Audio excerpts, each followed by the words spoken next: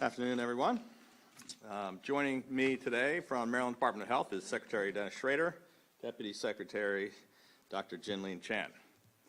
Last week, the 30-day state of emergency to combat the Omicron variant came to an end in Maryland. Our long-term public health response will continue as part of the ongoing operations of government.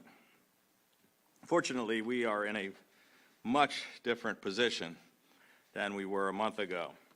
All of the current data is showing very encouraging trends, with our key health metrics continuing to dramatically decline. We have turned back another dangerous variant of COVID-19, and Maryland is emerging from the Omicron wave faster and stronger than just about any other state in America.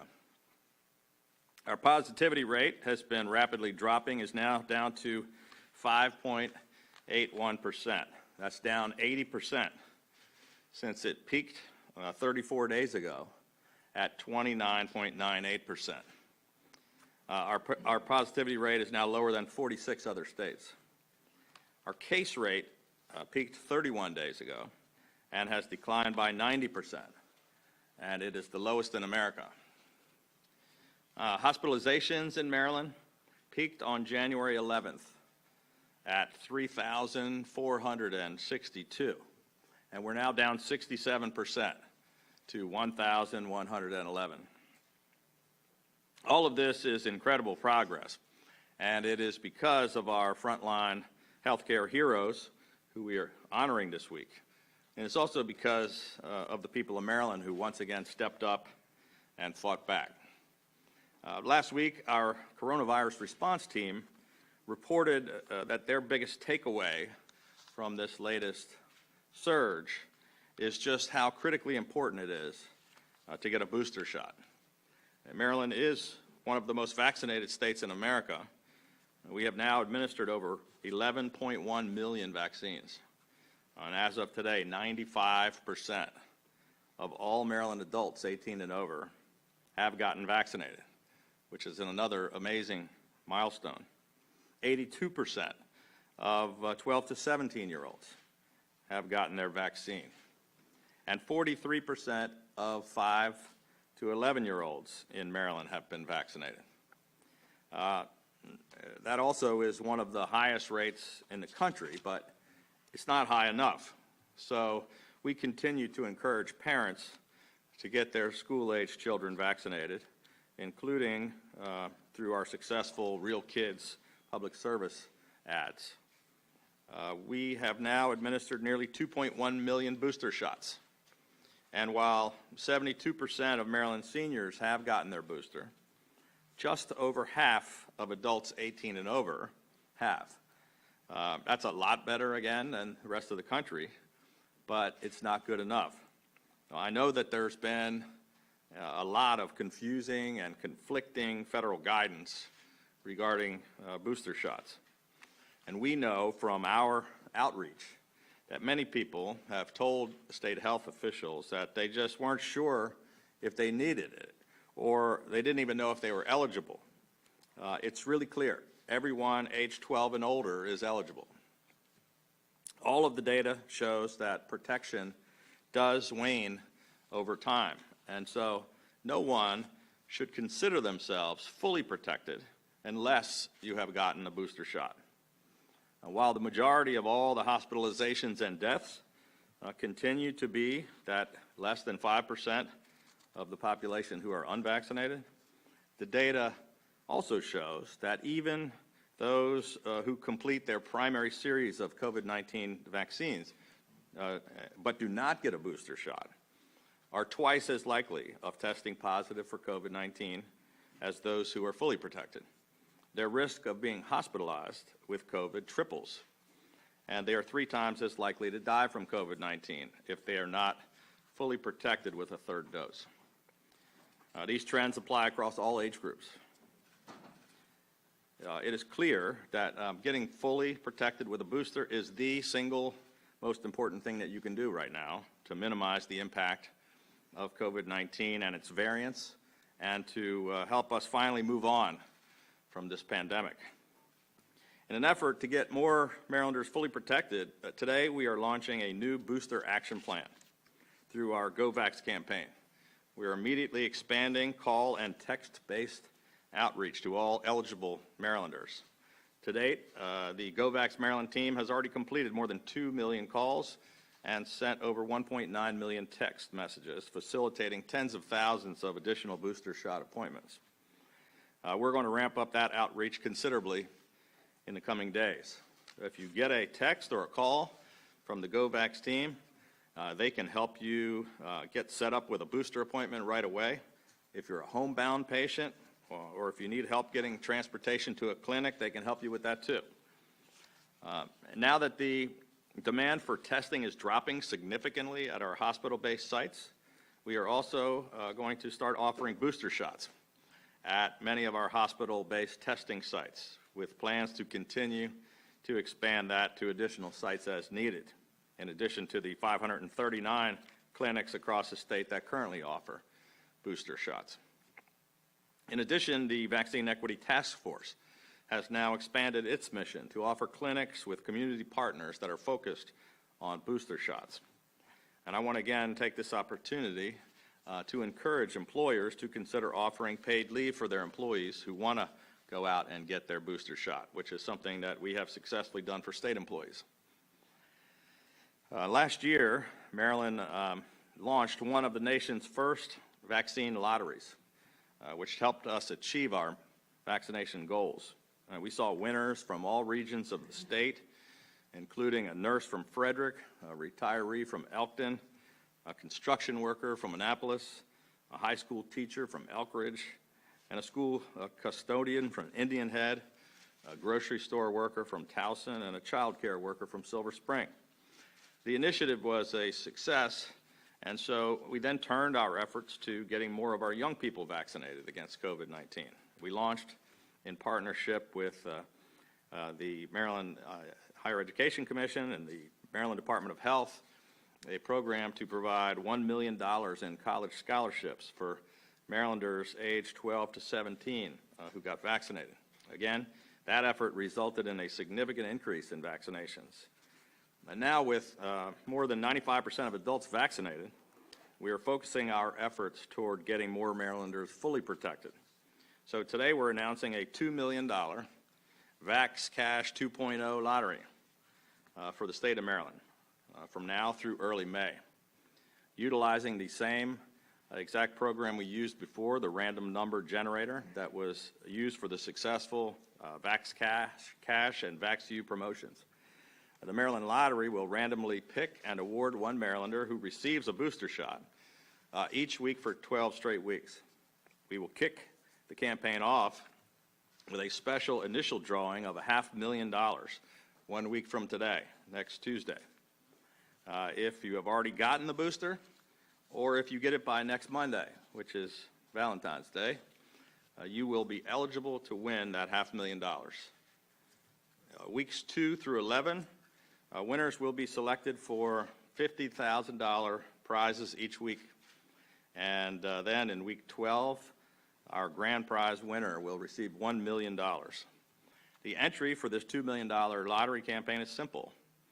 You must be 18 and older and have received all of your shots here in Maryland. That means 2 doses of Moderna and a booster, 2 doses of Pfizer and a booster, or the one-shot Johnson & Johnson vaccine and a booster shot. Those who have already been boosted in Maryland at any time are eligible for these prizes and will automatically be entered to win. If you have not yet gotten a booster, the sooner you do, the more drawings you'll be eligible for. Maryland Department of Health will notify all of the winners.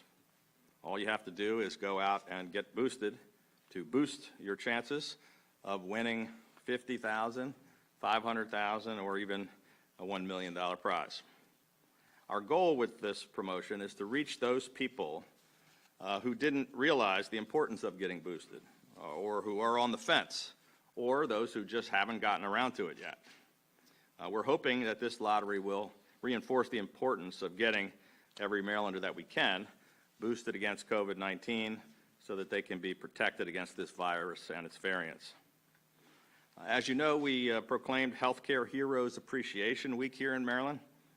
Our doctors, our nurses, all of our medical professionals and EMTs, along with the clinical staff at our testing and vaccination sites, have been under tremendous stress, caring for the tens of thousands of patients who've been hospitalized with COVID-19 and working around the clock to prevent additional deaths. And we owe a profound debt of gratitude to our frontline medical workers. Our state continues to lead the nation in health and economic recovery, and it is due in large part to their incredible dedication. In honor of Healthcare Heroes Appreciation Week, today we're launching a Healthcare Heroes poster competition in partnership with the Maryland State Department of Education. We're calling on creative students across the state from pre-K through grade 12 to submit posters which depict the theme celebrating Maryland's healthcare heroes. Winning posters will be selected at the elementary school, middle school, and high school levels. And Dr. Jinlene Chan and my favorite artist and art teacher, the First Lady, will serve as our judges. The winning posters will be displayed at area hospitals, and the winning students will be invited here to the State House to receive official governor's citations.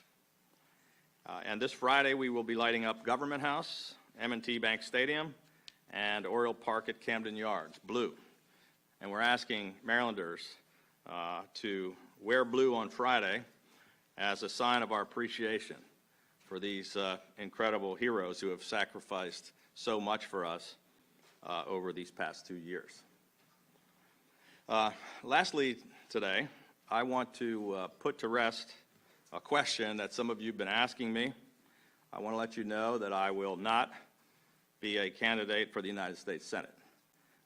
I sincerely appreciate all the people who've been encouraging me to consider it. A number of people have said that they thought I could make a difference in the Senate and be a voice of common sense and moderation. I was certainly humbled by that, and it gave me and my family reason to consider it. But as I have repeatedly said, I don't aspire to be a United States Senator, and that fact has not changed. Over the past week, as I was working on my State of the State address, it really drove it home for me even more clearly just how important it is that I finish the work that we've started together here. And when I pledged to the people of Maryland that I was going to give this job as governor everything I've got, every single day that I have been given, I meant it. And that commitment is far more important to me than any political campaign. That does not mean that I plan to sit on the sidelines when it comes to the serious challenges facing our country and our democracy. I'm going to continue to call it like I see it, and I'll keep speaking out about the divisiveness and dysfunction in Washington and about fixing the broken politics. My current job as governor runs until January of 2023, and then we'll take a look and see what the future holds after that. But for now, I'm going to keep working hard over this next year, and I plan to run through the tape at the finish next January. With that, I'd be happy to take some questions. Governor? Yes, sir. If I can start there, obviously with your decision not to run for the United States Senate, speculation is going to grow now that you were looking at the presidency in 2024. Can you speak to that, or at least tell us what your process for making that decision would be? I sort of touched on that a little bit in my remarks, and I've said it before. I really want to focus the next 11 or 12 months on finishing this job. In January of 2023, I'll have plenty of time to think about what the future holds. I think the world's going to be a different place a year from now, and in the meantime, I'm not going to do a lot of thinking about that. I'm just going to continue to do what I've been doing, and that election's pretty far off. It's a couple of years away. And if I could follow, would that decision be based upon whether or not the former president runs? No, it wouldn't be based on that at all. It would be based on whether I think that I can make a difference and whether it's the right decision for me and my family. And, I wouldn't care whether the former president runs or not. Governor, have you spoken with the Senate Republican leader about your decision? It's been publicized that he's been trying to Just today, I had the opportunity. I called Mitch McConnell. I talked with him. I talked to Rick Scott. I reached out to Mitt Romney and Susan Collins and a number of others and let them know of my decision. I also just spoke with Senator Van Hollen to let him know that he can rest easy and get a good night's sleep tonight.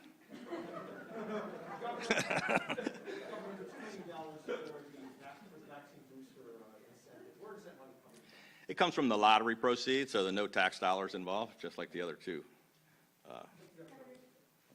Yeah. There's 4 states that have loosened their school masking mandates this week. Are you satisfied with the pace that Maryland has set on this matter? We lifted our mask mandate last May, so we're, so what is that, 7 or 8 months ahead of those states. We don't have a mask mandate statewide, but we are having discussions with the State Board of Ed.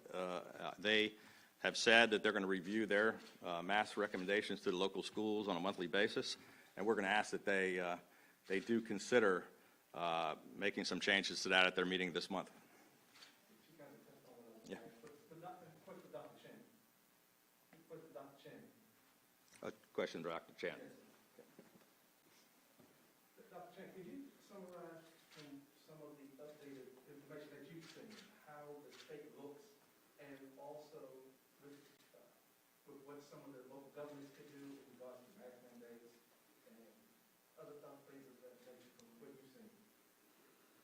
Well, I think as the governor's alluded to, our numbers now, we saw the numbers with Omicron, shoot up in the month of January. Our first case was reported in early December, but just as quickly as it came up, it came back down. Not without a lot of consequences for people being hospitalized, and unfortunately people did die because of this wave. And so across the state, we are looking at improved numbers overall. It still is, a local jurisdiction's, prerogative to make decisions about mask mandates and other decisions to protect their residents as well, working with the state. Governor, could you speak to how prepared the state is in the event there is another surge similar to Omicron? I think we're about as prepared as we could possibly be. We're all hopeful that we're not going to have another Omicron situation.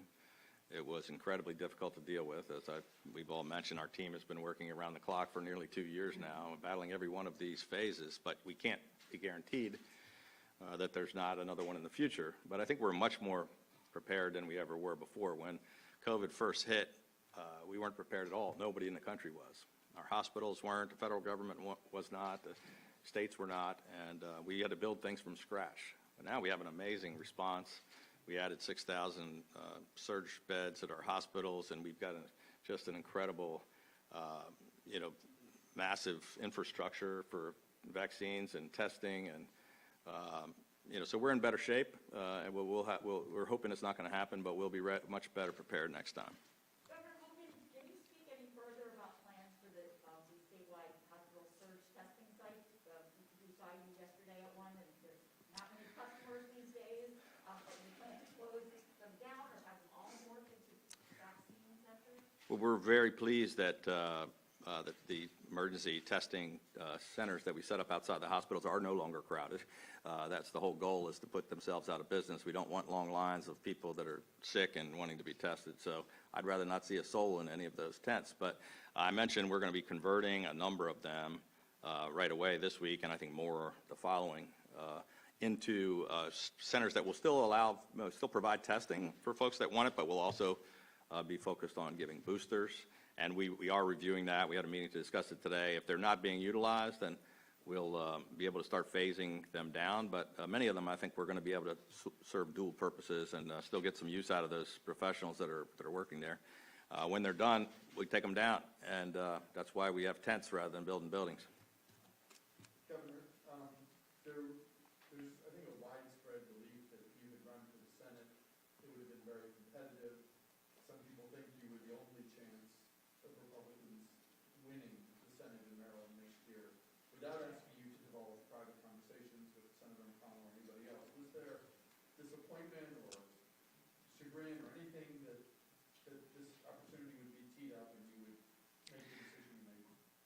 I was very honest and direct with everyone throughout the entire process who's asked me about this for 2 years, including all of you and Mitch McConnell and all the folks in the Senate and friends of mine, supporters, donors, I got family members that were saying, why don't you consider running for the Senate? Every single time I've said pretty much the same thing, so it shouldn't come as a big shock. But yes, I believe we would have won the race. There were, I think, 3 different polls that showed us winning by double digits. But just because you can win a race doesn't mean that's the job you should do if your heart's not in it. And I just didn't see myself being a U.S. Senator. And I don't know. We haven't elected a senator since Mac Mathias as a Republican, I think 40-some years ago. It would be difficult for just about anyone else, I think. Governor, your reaction to Senate Democrats holding up your appointment to the Court of Appeals and senators from your party holding up appointments to the Accountability Board that's going to oversee the implementation of Kerwin out of concerns that there's a lack of geographic diversity? Yeah, no, I'm not concerned about that at all. I don't pay much attention to that stuff. A question about COVID. Montgomery County is at 85% mark of vaccinated people. The county government has extended the mask mandate until February 21st right now. We've been monitoring the situation in Virginia where Governor Youngkin has took more aggressive actions against mask mandates. In your view, what's the best approach? Is it better to let the jurisdictions make this call jurisdiction by jurisdiction, or is a statewide direction for this the better way? Well, our position has been pretty clear for 2 years, and the law allows these duly elected local governments and school boards and county executives to make their own decisions. We've tried to provide guidance. We've certainly let them know when we thought that they were making the wrong decisions, and we've taken some statewide actions when we thought they were necessary. But at this point, I think we are making recommendations to the State Board of Ed, which is also independent, but folks that represent the entire state to say we think it's time to take a look. But I don't see us taking the kind of action that Governor Youngkin did, where he, is involved in all kinds of lawsuits now with school boards because we don't know. I don't believe we have the authority to demand that school boards do what I say. The voters elected them, but we're going to certainly weigh in when we think that they're being too aggressive.